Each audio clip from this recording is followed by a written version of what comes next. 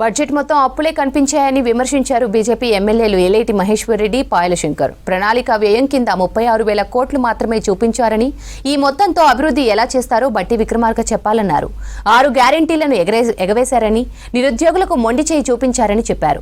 ప్రజలను మోసం చేసే విధంగా బడ్జెట్ ఉందని ఆరోపించారు మహేశ్వర్ రెడ్డి, పాయల శంకర్. ఏ రకంగా మీరు మళ్ళీ పెన్షనర్లను మోసం చేస్తూ ఉన్నారో, మీరు ఏ రకంగా వృద్ధాప్య పెన్షన్లు కానీ వితంత పెన్షన్లు కానీ అన్ని రకాల పెన్షన్లు మరొకసారి మోసం చేస్తూ ఉన్నారని చెప్పి సంగతిని తెలియజేస్తా ఉన్నాను. సాగునీటి అంశంలో కూడా వారు అడిగింది 26,000 కోట్ల రూపాయలు అవసరం అంటే మీరు 23,000 కోట్ల రూపాయలు మాత్రమే అలొకేట్ చేశారు. ఆ 23,000 కోట్ల రూపాయల్లో కూడా ఎక్కడ కూడా కొత్త ప్రాజెక్టుల అంశంలో కాంగ్రెస్ బడ్జెట్ తీరు చూస్తూ ఉంటే గ్యారెంటీలన్నీ హామీలన్నీ ఎగవేసి వీరందరూ కూడా మరొక్కసారి తెలంగాణ ప్రజానీకాన్ని మోసం చేసే బడ్జెట్గా ఉన్నది తప్ప ఈ బడ్జెట్లో పస లేదు. ఇది మోసాల బడ్జెట్, ఇది కేవలం ఎగవేతల బడ్జెట్, ఇది హామీల ఎగవేతల బడ్జెట్గా ఉందని చెప్పి తెలియజేస్తూ ఉన్నాను. మరి అంతేకాదు, ఈ రకంగా హామీలు ఇచ్చి మేనిఫెస్టోలో హామీలు ఇచ్చిన హామీలు నెరవేర్చగా మోసం చేసేటువంటి రేవంత్ రెడ్డి ప్రభుత్వం మీద చీటింగ్ కేసు పెట్టాలి, 420 కేసు పెట్టాలని చెప్పి మేము భారతీయ జనతా పార్టీ తరఫున డిమాండ్ చేస్తూ ఉన్నాం. ఈ రకంగా ప్రజల్ని మోసం చేయడం మంచిది కాదు అని చెప్పి తెలియజేస్తూ ఉన్నాం. 3,500 ఇళ్ళు ఇస్తామని చెప్పారు. గత సంవత్సరం కూడా బడ్జెట్లో 3,500 ఇళ్ళు ప్రతి నియోజకవర్గానికి ఇస్తామని చెప్పారు. మరి ఈ బడ్జెట్లో మళ్ళీ చెప్తా ఉన్నారు పోయిన బడ్జెట్లో ఇవ్వలేదు, ఈ బడ్జెట్లో కూడా మళ్ళీ 3,500 అని అంటున్నారు కదా.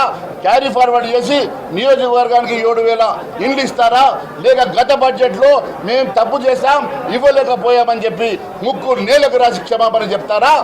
గత ప్రభుత్వంలో కూడా మీరు ఇచ్చారు ఇదే హామీ, గత బడ్జెట్లో కూడా ఇదే హామీ ఇచ్చారు, మళ్ళీ బడ్జెట్లో కూడా అదే హామీ ఇస్తూ ఉన్నారు ప్రతి నియోజకవర్గం 3,500 అని. ఇది మోసం కాదని చెప్పి నేను అడుగుతూ ఉన్నాను. అంతేకాదు, ఒక్కసారి మీరు తీసుకొని చివరిగా అంకెలు చెప్తాను. ఈ రాష్ట్రంలో మొత్తం వ్యయం 3,04,965 కోట్ల రెవెన్యూ వ్యయం అంటే 2,26,982 కోట్లు మూలధన వ్యయం, 36,504 కోట్లు బడ్జెట్లో మీరు పొందుపరిచారు. కానీ ఆదాయం ఎక్కడ కూడా 2 లక్షల కోట్లకు మించదు. గతంలో కూడా మేము చెప్పాం, ఎట్టి పరిస్థితుల్లో గత బడ్జెట్లో కూడా మేము చెప్పినట్టుగానే 40,000 కోట్ల రూపాయల కోత పడింది. ఈసారి కూడా చెప్తా ఉన్నాం, 50,000 కోట్ల రూపాయల కోత పడుతుంది. ఆదాయాన్ని మించి మీరు చూపించారు. ఇది పొగడ్తల కోసం, మీరు గొప్పల కోసం మీరు మోసం చేసే బడ్జెట్గానే ప్రవేశపెట్టారు. ఖచ్చితంగా అది కాకుండా 71,000 కోట్ల రూపాయలు కొత్తగా అప్పు తెస్తామని చూపిస్తున్నారు. అంటే ఏ రకంగా ప్రజల్ని మోసం చేస్తూ ఉన్నారో మీరు ఈ రకంగా 1,000 కోట్ల రూపాయలు అప్పులు చేసి, లక్షల కోట్ల అప్పులు చేసి ఈ రాష్ట్రాన్ని దివాలా దేశంగా నడిపించే బడ్జెట్గా ఉన్నది తప్ప ఇది ఏ రకంగా కూడా ప్రజానీకానికి ఉపయోగపడే బడ్జెట్గా లేదు అని చెప్పి తెలియజేస్తా ఉన్నాను. తెలంగాణ రాష్ట్రంలో ఏ ప్రైవేట్ ఆసుపత్రిలోనైనా ఒక్క పేషెంట్ కూడా ఇప్పటి వరకు 10 లక్షల రూపాయల సాయం తీసుకున్నటువంటి పరిస్థితి లేదు. ఈరోజు ఆరోగ్యశ్రీ పేరు చెప్పి ప్రైవేట్ ఆసుపత్రులకు రోగి వెళ్తే కనీసం ఆసుపత్రి లోనికి కూడా రానిచ్చేటటువంటి పరిస్థితి లేదు. ప్రైవేట్ కాలేజీలలోనేమో విద్యార్థులకు సర్టిఫికేట్లు వాపసిచ్చే పరిస్థితి లేదు. రోగులకేమో ప్రైవేట్ ఆసుపత్రులలో ఆరోగ్యశ్రీ పేరు చెప్తే లోనికి రానిచ్చేటటువంటి పరిస్థితి లేదు. ఈ రకంగా తెలంగాణ రాష్ట్రంలో ఉన్నటువంటి అన్ని వర్గాల ప్రజలని కాంగ్రెస్ ప్రభుత్వం మోసం చేసింది.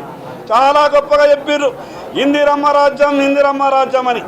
ఇందిరమ్మ రాజ్యం ఏ రకంగా నరకం చూపిస్తుందో, ఇందిరమ్మ రాజ్యంలో ఏ రకంగా అన్యాయం జరుగుతుందో ఈరోజు బట్టి గారు ప్రవేశపెట్టేటువంటి బడ్జెట్ చూస్తేనే అర్థమవుతున్నది. అందుకే ఈ వాస్తవాలన్నీ కూడా ప్రజలకు తెలియజేస్తాం.